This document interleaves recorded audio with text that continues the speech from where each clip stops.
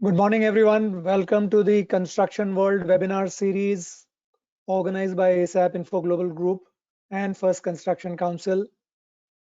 I am Pratap Padode, founder and editor-in-chief of Construction World, founder of First Construction Council and of Smart Cities Council India. Thank you for registering and joining the webinar. As a token of our appreciation, we at Construction World are offering a free access to our digital edition on our website, and we'll be providing you a promo code at the end of this webinar. Also, our next webinar is entitled Architect Challenge and is scheduled on 7th of April at the same time. So just note, and we'll be sending you probably emails on this as well. Before we begin, let me introduce the panel. We have a very distinguished panel to discuss this infrastructure opportunity. Our webinar, which is here to discuss the 102 trillion opportunity which has been unveiled due to the national infrastructure pipeline. So we have Mr. Arun Goyal, former Secretary to Government of India and Head of Project Monitoring Group. Welcome, Mr. Goyal. Thank you. I'm going alphabetically. Then we have Mr. Raghav Chandra, former Chairman, National Highway Authority of India, Government of India. Welcome, Mr. Chandra. Hello. We have Mr. Shanker, former Secretary, Ministry of Power, Government of India. Welcome, Mr. Shanker. Good morning to everyone. And Mr. Vijay Agarwal, Executive Director, Equirus Capital. Welcome, Mr. Agarwal. Yeah, good morning, everybody. So just before we begin discussions with our panelists, let me take you through some slides of my presentation. So as you can see, India has been spending an average of 8 trillion, which is 8 lakh crore per year on infrastructure from financial year 13 to financial year 18. So as we can see, when the national infrastructure pipeline was announced, everybody had this look that where is the money going to come from? And I think we must look back 5 years and see that the spend has obviously increased from financial year 13, which was at 5 lakh crore or 5 trillion, to up to 10.2 trillion in financial year 18. Another point to note here is that in financial year 17, we can see that even the states had increased their contribution at 4.3 lakh crore. The private sector, as you can see, has been contributing from 1.5 lakh crore in financial year 13. It has gone up to all the way to 2.5 lakh crore in financial year 18. Sector-wise as well, there is as you can see that power and roads are consuming the lion's share from 2008 to 2019, when 80 lakh crore has been spent.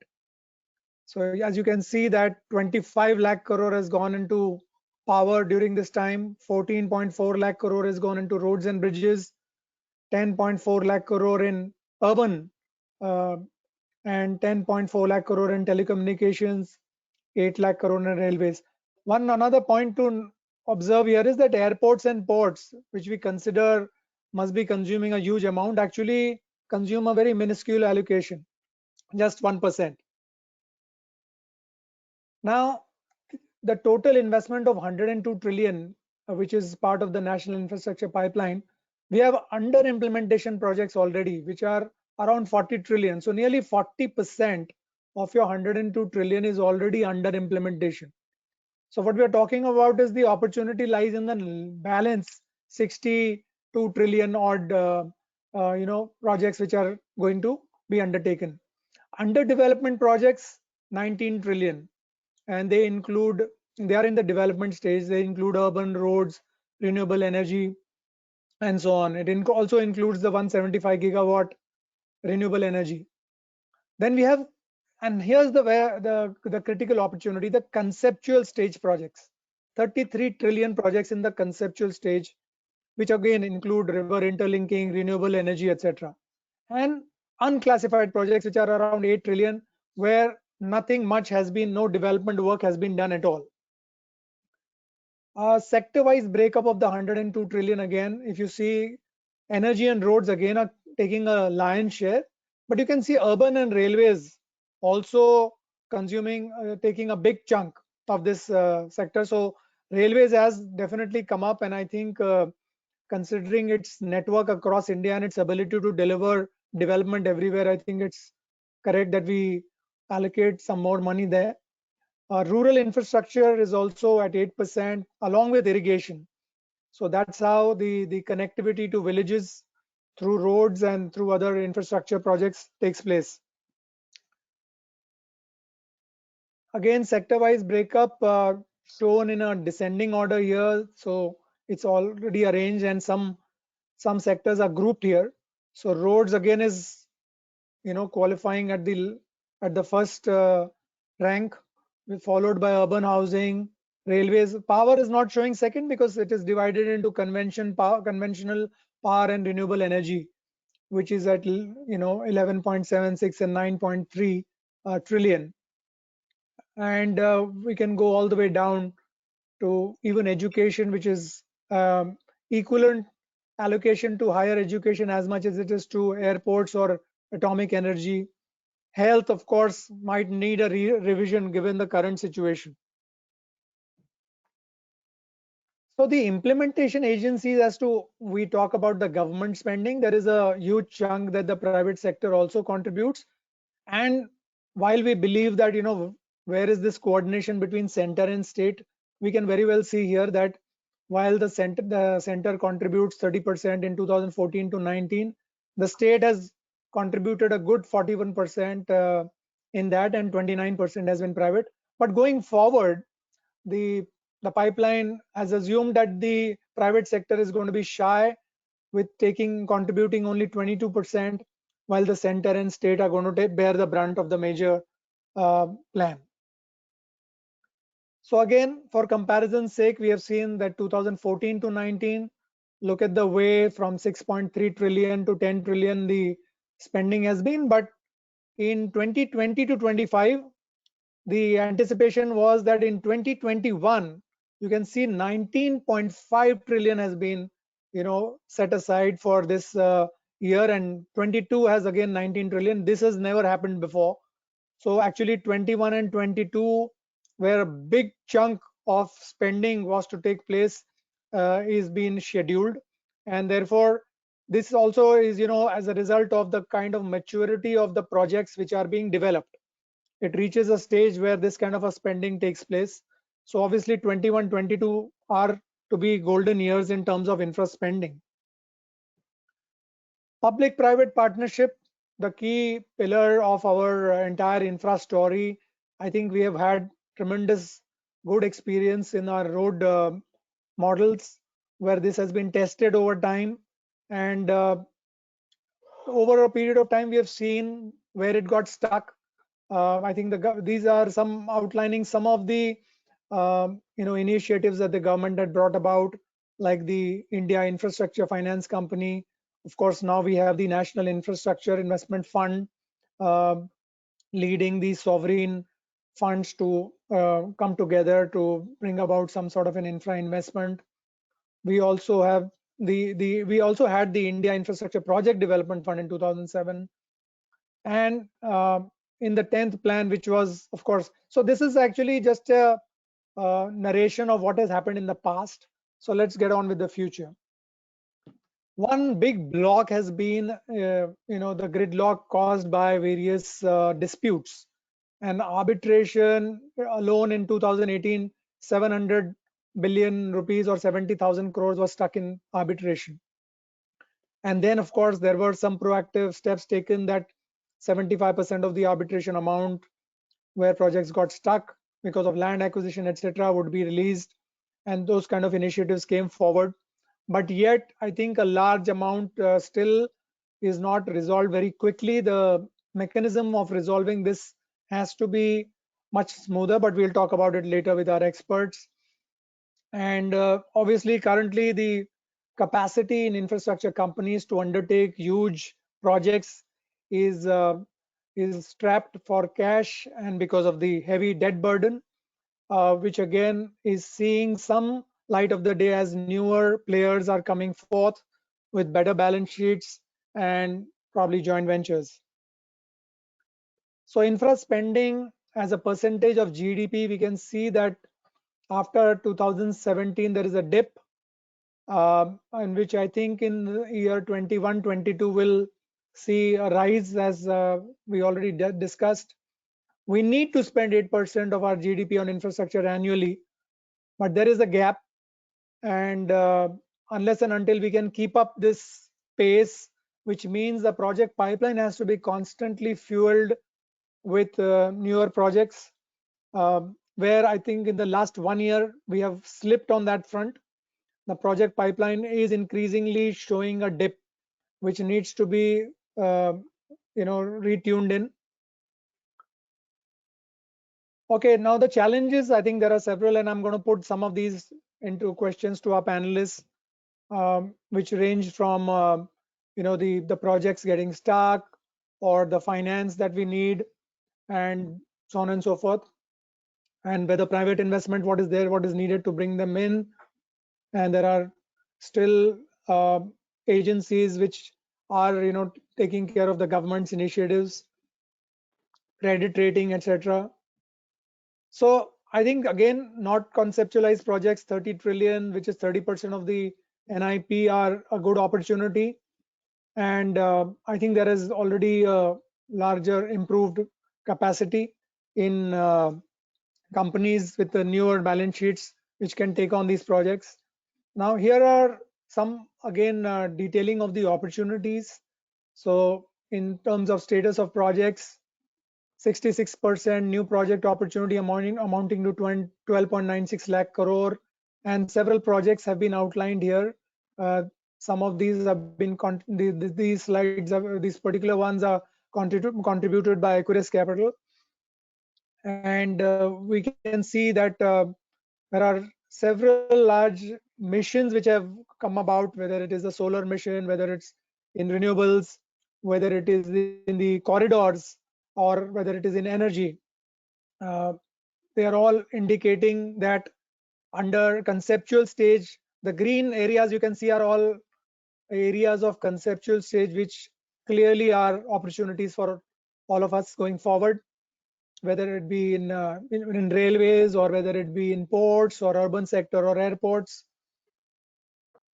Here again, digital infrastructure you can see is largely under implementation. Irrigation has a large chunk under conceptual. Agriculture, of course, is lots to be spent there, but the amount itself, absolute amount, is much lesser. And industrial corridors, conventional power. Conventional power, we have states which are the implementing agency here. Private sector is much lesser.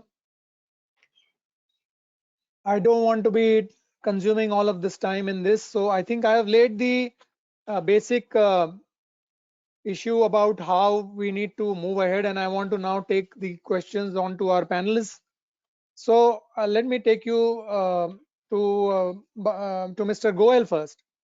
Mr. Arun Goyal, since you've handled the project monitoring group, can you state the prime reasons which you have discovered for a logjam in infra projects? See, what I personally feel that you see, there have been many issues where the projects have been stuck up. So on an average in the project monitoring group, we used to have around 400 to 500 projects with the investment of rupees 10 lakh crore. And the issues that pertain to both state and the center. Say in case of the state, the issues were mainly pertaining to land acquisition, removal of utilities, electricity and water connection, and so on. And as regard the central government, main issues were pertaining to environment clearance, again removal of utilities. Now in India, even though we plan investments, but we hardly see that any mega project gets completed in time. And not only time overruns, there are huge cost overruns which tend to get further escalated over a period of time. One of the prime reason for this is that once a project gets delayed, then you get into some sort of, financial imbroglio, and whatever your tender conditions are there, now you have to take deviations out of that. And in infrastructure projects, the quantum of decision or the amounts involved are very huge. And then the decision making tends to get delayed over a period of time, and which leads to further delays. So in the project monitoring group, we try to resolve the issues, and the process is very simple. The group is even still functioning, and many people are not aware of it. Mr. Raghav Chandra would like see the lot of road projects, they contribute maximum on our project monitoring group site, and a lot of issues were resolved through the project monitoring group. So any entrepreneur or a government agency which has a mega project, they can go to the project monitoring group site, they can log in and also put the issues which are hindering the implementation of the project. And once these issues are okayed by the concerned ministry, then they are taken up by the project monitoring group. The meetings are held both by the central government and also with the concerned chief secretaries of the states, and many issues get resolved. But having said that, still there are issues, and we all need to work together so that these Mr. delays are Goyal, not. let me now take it to Mr. Raghav Chandra, since you mentioned that most of the projects again are connected to roads. So Mr. Chandra, after having such a good PPP model which has worked for so many years together for our country, in fact we are one of the taken as an example of PPP across in the world. Why are there disputes, arbitration, land acquisition issues? What do you think is missing, or where are we stuck on that? See, one of the key reasons why PPP in India has both been successful and been not as successful as it ought to be is because of the model concession agreement. So whereas the model concession agreement is a very useful framework for guiding public-private partnerships, however, the rigidities built into it and the detailing built into it has gone, becomes very, very tedious and cumbersome, and it's always possible to exploit loopholes in the concession agreement to your advantage. Now, having said that, land acquisition has been one of the key factors in the practical implementation of the projects, where state governments have often been non-cooperative, sometimes been politically motivated, and the machinery at the ground level in the state governments has not been able to muster up the kind of alacrity which they should muster up to undertake land acquisition. Apart from land acquisition, there have been issues, and I must here say that since Arun mentioned it, that the project monitoring group, while he was there, was extremely active and very, very facilitative and helpful.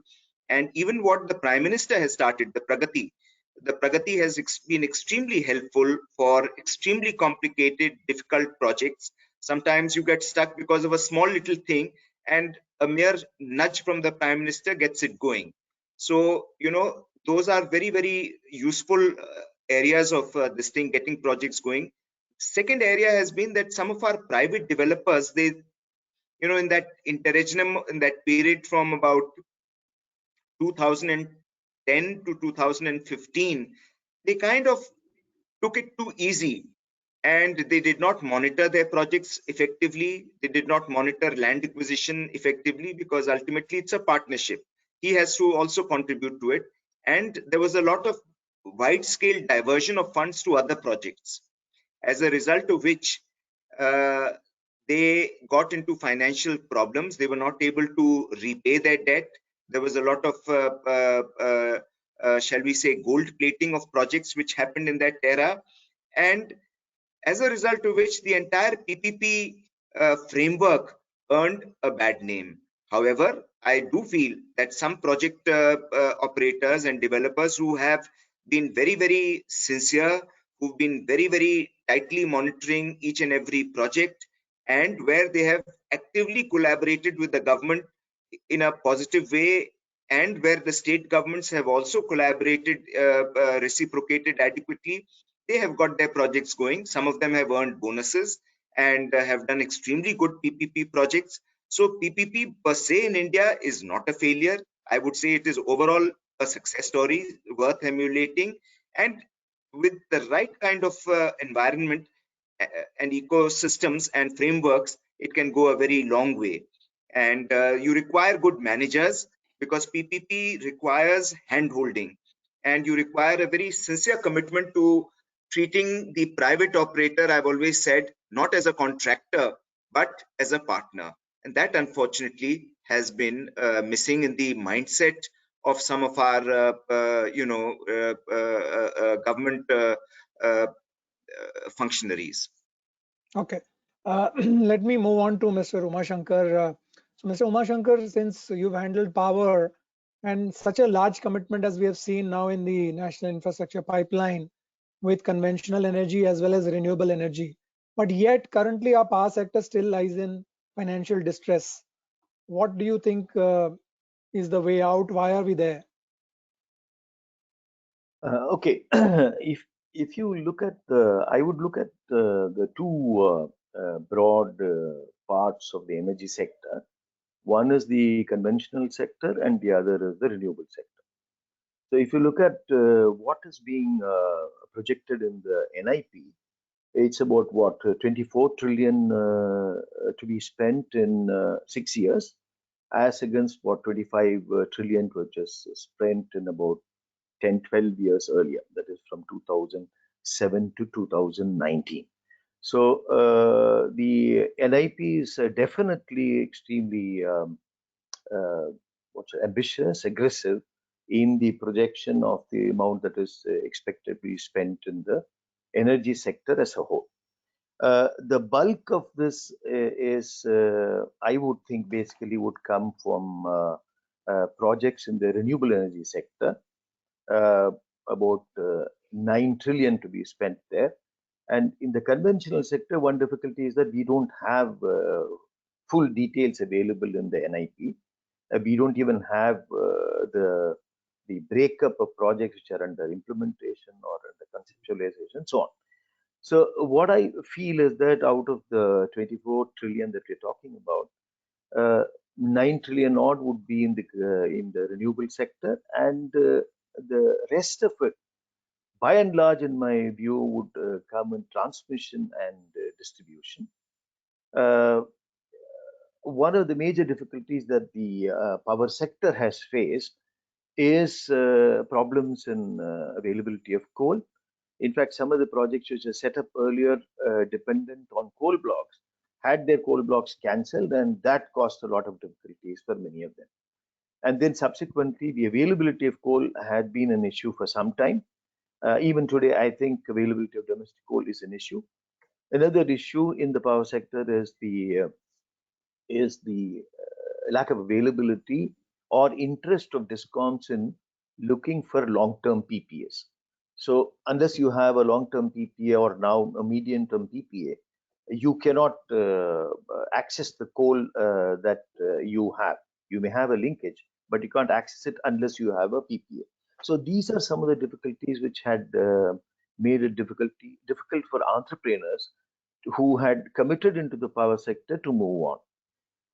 Another major issue that one sees, which has been an issue in the power sector for a very long time now, is the financial condition of distribution companies. I think we've been talking about this ever since the electricity boards were set up, ever since the DISCOMs were set up. A lot of efforts have been made. 3-4 bailout schemes have happened, but that has not really resolved the financial issues of distribution companies. I would not say all of them. Some of them are okay, but a good majority of them are in a great difficulty. If you look at renewable energy, for instance, although the sector began to pick up extremely well in the, say, first year, 15-16, then there was a bit of dampening of enthusiasm because of difficulties in getting payments. Even today, you'll find that a large amount of payment to renewable energy projects are outstanding, and they're all wondering whether we should get into it, will we get the payment, and so on. So, if you talked about why is the power sector in difficulties it is in, I would think majorly the problems of getting money from discoms, both for conventional and non-conventional. The second issue would be availability of coal, raw material, extremely important. Third issue is PPAs. If I'm going to set up a project where I need to have visible PPAs over the next 15, 20 years, if I'm not able to get that, I also have a difficulty there. And just looking at the renewable energy sector, it has been having difficulties of several kinds. Like one of the points that both Arun and Raghav mentioned were about land acquisition. Availability of land has been again a serious issue for the renewable energy projects. Not only availability of land, delay in getting it. In many cases, the permission that is required from the state to change land use from agriculture to non-agriculture, that has also taken a lot of time. And sometimes in the regulatory framework, you'll find that bid out projects have to be approved by the regulator. That has also taken a lot of time. So you have a number of issues which have dogged the power sector, both conventional and renewable, and still dogging the sector. And I think this is where the government, both center and state, will need to take positive, immediate steps so that the kind of ambitious pipeline that we are looking at, that gets actually, that fructifies.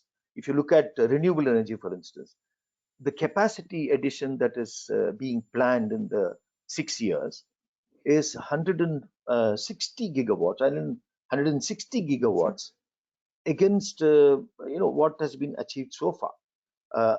The announcement earlier was that by 2022, renewable energy capacity will reach 175 gigawatts.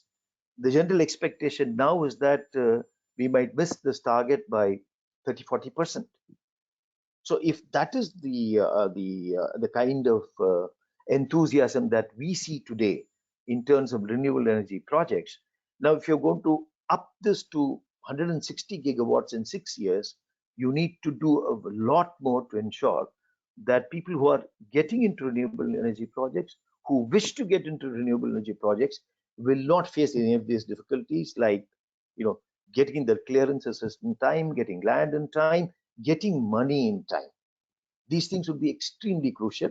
Of course, the availability of finance, of course, I'm sure Vijay would talk about that in detail. Yeah, so I just wanted to come over to now Vijay Agarwal. Vijay, I think the whole question revolves around finally stability of companies in the private sector. Again, they are debt stressed. Government has got too many demands across all these various sectors that we have said. They have announced so many now, and of course, in the current scenario, there's going to be a strain on that those same funds which need to be redeployed in social development as well. But where do you see the money coming from? I think the government has also announced in the budget about the sovereign funds getting some relief and things like that. Where do you see money coming from for the government in this scenario? Yeah, thanks, Pratap. And see, I think money was never a challenge. If we look historically, how much we had invested, like 80 lakh crores in last 10 years. So that's again a very huge amount we see from our size of the GDP and everything. And we were seeing a money coming from, then sectors started facing the issues, money allocation to those sectors slowed down. But there are certain sectors which were doing well and the money was chasing there. So overall, if you see, the government budgetary support has increased because our GDP has grown, budget size has grown. So allocations have been increasing consistently for sectors, and I think now we are seeing a railways and roads are getting a majority allocation in the budget from the central government, and the state government they are giving to the power, irrigation. So that way the government's allocation will increase and our size of GDP is increasing. So the tax collection will also boom. So the idea is that if we are reaching to a 5 trillion economy, then the government finances will be in a healthy state, and where they can deploy the money in infrastructure spending basically. But overall, if you see a private, so this is a part of the government capital. Now we think of the public sector undertaking, PSUs, which are also doing a large investment, and most of our PSUs are well rated like AA or AAA type of A plus or above ratings. So they are also able to leverage from the market and do the investment. And as Uma Shankar rightly said, like the renewable sector, which was like booming, and we have seen a marquee investors, long-term capital, like all the pension funds are sitting on the renewable companies, and so that confidence is there. And if I say from the financial market, yes, if all things goes right, money is not a challenge. Government is a challenge, where the government need to like come up with certain things, basically making a timely payment to the developers. That will really help to build the confidence. And from the financial market side, I think we are facing the banking system is in under stress, where the government is doing a lot of efforts by capital infusion and clearing of NPS through insolvency process. That should also clean up a lot of the NPS from the bank. There's an idea which is mooted that the government can float a distress fund, and all these NP assets can be transferred to the distress fund, and so that the bank's balance sheet can be cleaned up immediately. So that's one idea. Then we need to also create a mechanism to attract the retail capital to infrastructure. Today, we are not seeing a retail capital coming to infrastructure. And if you just, I give you a tip of this, the SIPs in monthly SIP inflow is 8,000 crores. It's a big amount. If we are able to divert or create an additional channel of more money, that can really give you a flip on the funding of these projects. So we can create a vibrant bond market, which is guaranteed by the institution. We can create a bond guarantee institutions which can guarantee these bonds, so that their ratings can be upgraded and investors' confidence can be created. That can create a vibrant bond market, which is prevalent in global scenario. Then we can create an InvIT. Today, InvIT is again an institutional product, but globally it's a retail product.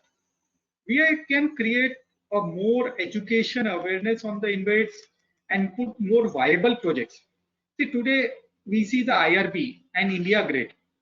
IRB is a failure, India Grid is a success. Why?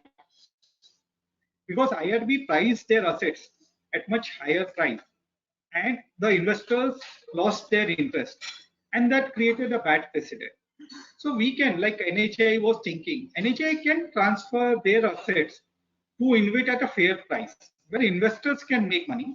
A mechanism can be created for sharing of the revenue above certain hurdle rate. So that will give a investor to make money chance, and suppose NHAI is transferring the asset, it also doesn't lose out. If you have upside like what premium we call in NHAI theory, we can have those type of mechanism. Then we can create a suitable pension funds and all that. We are seeing a lot of deals, like Reliance has 2 deals where more than 4 billion around amount was invested by Brookfield.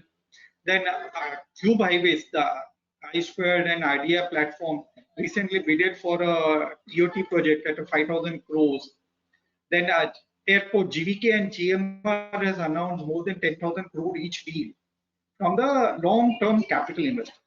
And then solar companies, if we see a Renew, Greenco, or anybody, all are being they have an investment from this long-term funds. So the capital inflow is not a challenge.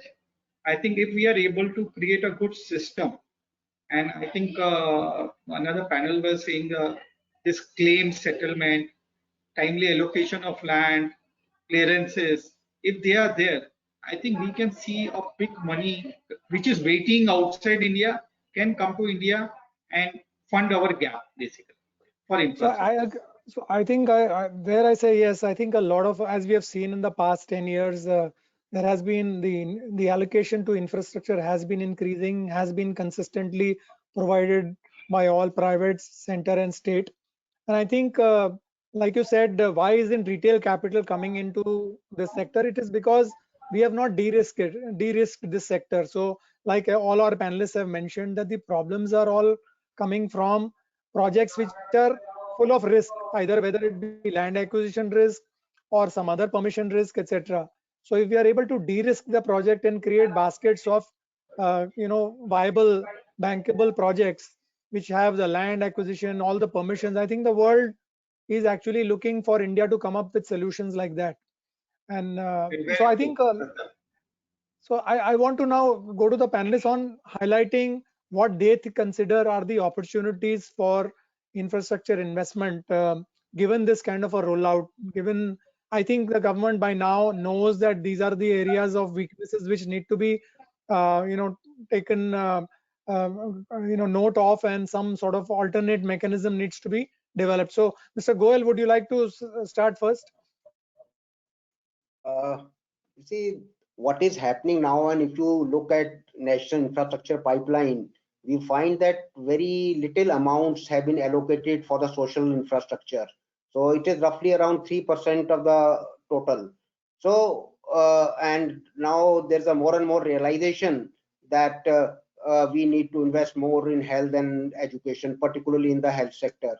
So I think in the years to come, even though this national infrastructure pipeline is already there, but I think there is going to be a slight shift towards the social sectors and creation of more social infrastructure.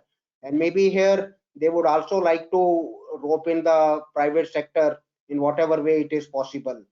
As regards private sector, de-risking of the projects is one part, but also I think there is a need for mindset change at all levels, say both at political level and public at large, that once we are expecting private sector to participate, then we should be prepared to bear some user charges. Now you see, a private player, they would not like to invest, not only invest and also take risk in a project without some sort of assurance in user charges. So what I find is that in many cases, what happens is that initially you have some guarantee, something would be given, but once it comes to crunch, then government many a times, and even otherwise general our regulatory mechanism, we fail to honor the commitment and assure reasonable return to the private sector. I think that change in the mindset is very much required. And another mindset change that is required is that at grassroots levels, particularly say in the district level, people should feel that in case a project is being executed, its timely execution is very, very important. Like in government, we generally do not, bother about the opportunity cost. Now, say in a particular project, 1,000 crore is invested. Now, if it is getting delayed by say a year, then obviously we have lost around 1,000 crore rupees. So that kind of a thinking in the government functionaries, bureaucrats functioning at the grassroots level has to be there, that there is an opportunity cost involved into it. And I mean, being from the project monitoring group earlier, I feel that we all have to work to ensure that clearances and all are expedited so that the projects are executed in time. Thank you.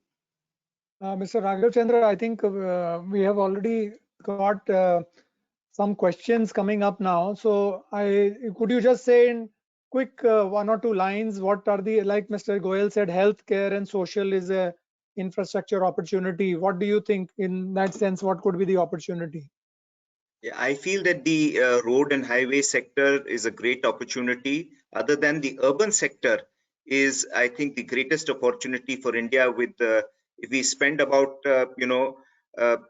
10,000 crores in some of our top 50 cities, that alone will ensure that your city's infrastructure becomes absolutely solid. And once city infrastructure becomes good, it will attract international investment automatically. It will improve tourism. It will improve the quality of lives. So urban and highways infrastructure is something that I would focus on. Apart from, of course, everything, all of infrastructure is extremely relevant, and we need to just get this going somehow. Mr. Shanker, what are your top 2-3 areas where you think infrastructure opportunity exists?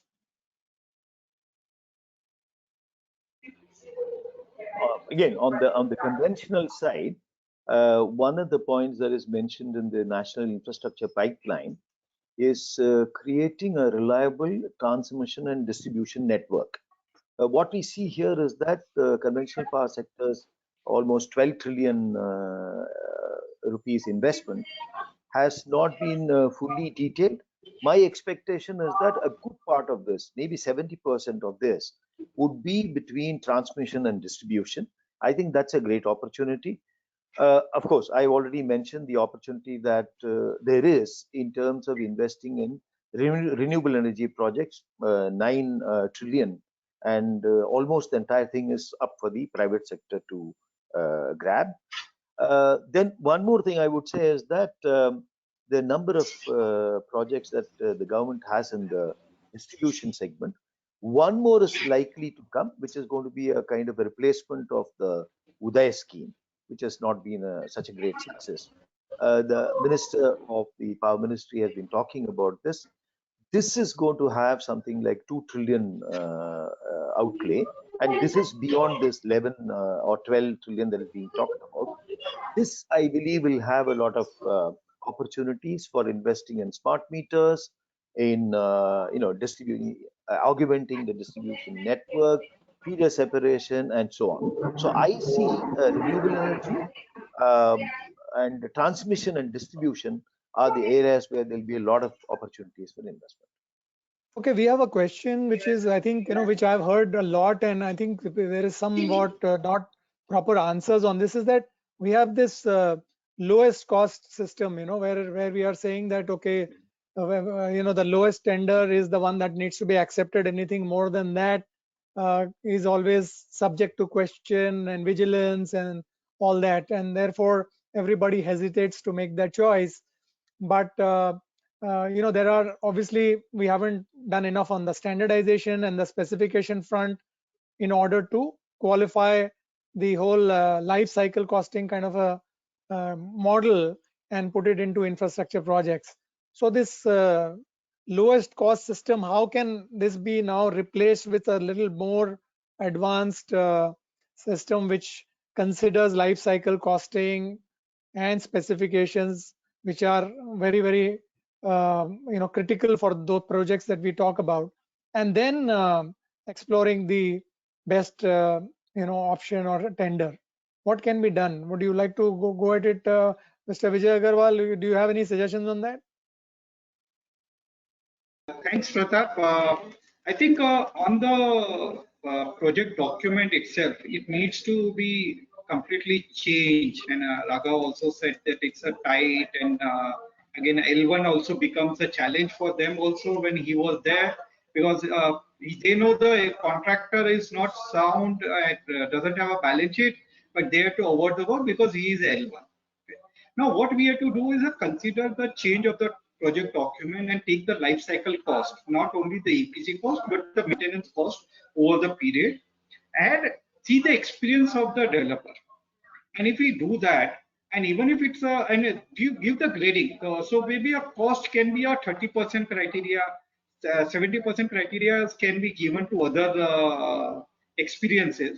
If we design the contract properly, you will get the best of the world things at best prices, competitive prices.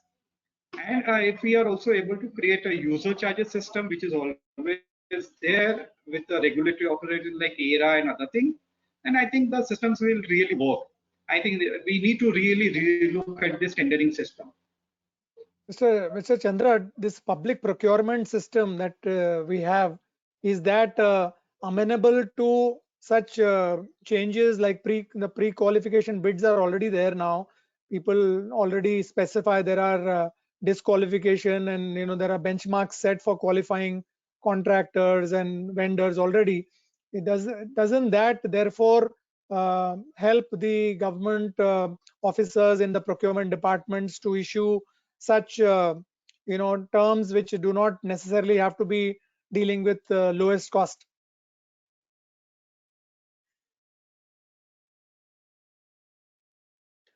You see, Yeah. two or three things here.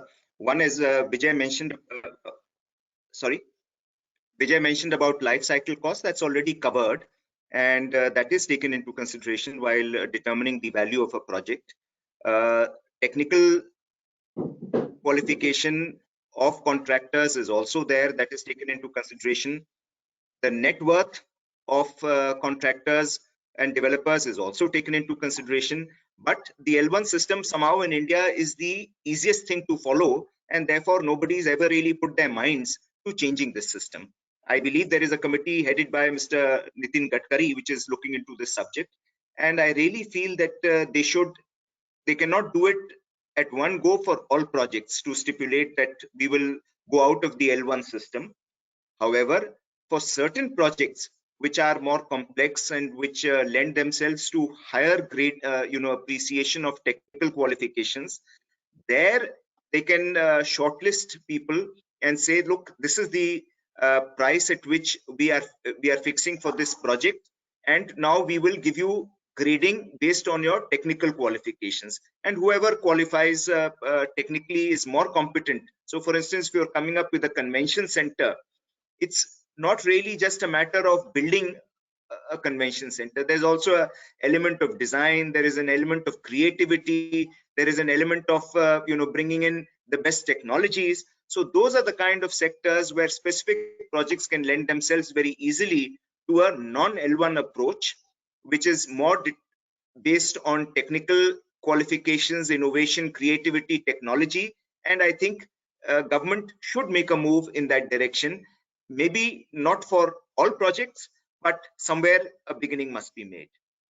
So, Mr. Chandra, one more, I think that the questions that are coming are also indicate one more issue about the arbitration. And you know what, and I've seen, I'm slightly broadening that issue, that generally it's felt that everything, any arbitration award that goes in favor of the private party needs to be appealed by the government, department. Otherwise, there are question marks about the, that this was not done fairly. So it becomes incumbent upon the government servant to actually go in appeal, and therefore the appeal cases in arbitration awards given in favor of private sector are just consuming the entire judicial system. So why, when an arbitration process is very well set, why isn't the decision just accepted on the face of it as the arbiter decides? So my take on that is that, first of all, so many arbitrations should not occur in the first place, and there is clearly an element of managerial laxity or systemic laxity if you're allowing so many arbitrations to occur. They should be resolved on the spot through decentralization of power and authority to people who are actually there. Sometimes small issues can be resolved on the spot, and I found them becoming, because people have not had the authority to take a decision or do not have the inclination to take a decision, it becomes a bigger issue. It keeps escalating, and until it becomes an arbitration case. Having said that, yes, arbitrations cases and decisions should be complied with by the NHAI, but in our existing system of low confidence of officers and staff, that you might have the CVC or the CBI going after your jugular because you've taken a particular decision. Nobody wants to take a risk. I had that, I used to hold meetings with my senior officers, and almost everyone would always advise, sir, please don't take that risk. So, in an atmosphere like that, it becomes extremely difficult. So we have to address this issue not for NHAI, but as a nation, as a systemic issue. Of course, government has, as you mentioned in your presentation, allowed 75% payments to be made to the party that wins the arbitration. But in effect, A, we must reduce the number of arbitrations. B, we must ensure that arbitration decisions are accepted. And C, a new process that NHAI has started is of the conciliation mechanism, whereby you can resolve an issue by bringing in some kind of element of foreclosure and determining how much is to be paid to the private party for the work that is done.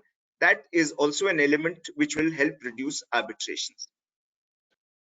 Since we are now close to the time that we need to conclude, I want to ask one question which is very, very obvious to everyone is the COVID-19 issue. That how we, each one individually, obviously right now nobody knows how the whole outcome is going to be, but everybody has had some measured understanding of where this is going to go and how this year therefore pans out. So just wanted to have each one's take on this issue, that how do you think this disease, this pandemic effect in our business lives is going to be sort of panning out in time ahead. Mr. Goyal, would you like to go first? One thing I mentioned was that there's going to be a huge emphasis on the social infrastructure in the years to come. I think that will be there, particularly in the past, we've been spending quite little on both health and education. And it is also being seen that I think it's going to lead to a domino effect. So we made some concessions to the DISCOM that they need not pay the generators. So ultimately, generators have to buy coal. So in turn, they're not going to pay to the coal suppliers. And then I think it's going to be a chain reaction and the economic costs are going to be huge. So we should be prepared for that. Mr. Umashankar? I think if you look at distribution companies, which is the key chain in the entire power chain, the key link in the entire power chain, they've already been having difficulties in the last few months, and I think COVID-19 would exacerbate their problems. They will have more difficulties. That is where I think the government needs to look at the financial situation of the distribution companies very, very quickly, ASAP, and see what can be done. It is extremely important now to see that the tariffs are cost reflective, and probably they would need some financial assistance also from government to tide over the difficulties they've been facing in the last few months and now because of COVID. Mr. Raghav Chandra, what is your view? Yeah, I think we are going to be pushed back by a couple of months. And clearly, I don't see anything happening till June in terms of construction, because there are two things which affect construction. One is the supply chain of labor. And the supply chain of labor, once it gets disrupted, it's not like you're looking at just 2 or 3 laborers. You're looking at a whole gang of laborers, and they are operated by construction contractors who are experts in labor management, who get them over, consolidate them, aggregate them, and fetch them for you. Since all the labor has gone back to the villages, getting them back again quickly is not going to be easy. And then by the time you get them over, say in late May or early June, the rains start in almost 1/3 of the country. And so we are looking at a disruption which will spread till about August, September, and which means on an average about 4 months of disruption, which means about 1/3 disruption for the full year in terms of revenues, in terms of work done. Of course, government has been very quick in announcing the force majeure clause, and they must be complimented for that. And as a result of which, there will be some forbearance in repaying of loans, in not being declared NPAs, in being not declared unproductive and non-compliant. So all that will help. But I'm still looking at a pushback by about 4 months at least, which could be even more if things get worse. Vijay, what is your what does the stock market say about all this that is happening? Does it indicate an early recovery or a late recovery? I think I'm just reading a couple of articles on this, and there are contradictory articles which are saying that the recovery may be delayed by a year or something. But what I feel is that the kind of government RBI has come out with the measures for deferment of loan payment for 3 months, interest and ad hoc limits to the companies. Probably it will help over to tide over some cash flow crisis what they have. But yes, definitely they had lost a revenue for next 3 months. The fixed cost is already sitting on their balance sheet, and that is the biggest concern. And that's why stock market has fallen. But if you see, there are two sectors which has not fallen. One is a pharma and a second is your consumer. Because these two sectors are going on, the consumption is going on, and the government has put them in the essential item. So their stocks have not fallen. What I feel is the market should start recovering from September onwards because of our cash flows, which are SIP cash flows are there. And I think the market has taken it very positively, the lockdown situation, because this will contain the number of patients in India and it will help us to rebound faster. So probably if we are able to start by 15, 50% of economy will start immediately. The 50% of the economy will take some time, or maybe a month's time, to bounce back and come to the normal production. So then we will, but suppose if we have like a 5 to 10 crore sick people, then we will collapse completely. And that will put a lot of more people into below the poverty line. So I think these measures are appreciated by the market, and that's why the downfall is restricted to some extent. But yes, still markets are doing. Probably in my personal view, they should stop the market at this level and only start the trading post 15th April only, because the panic will go away. Today we have more panic.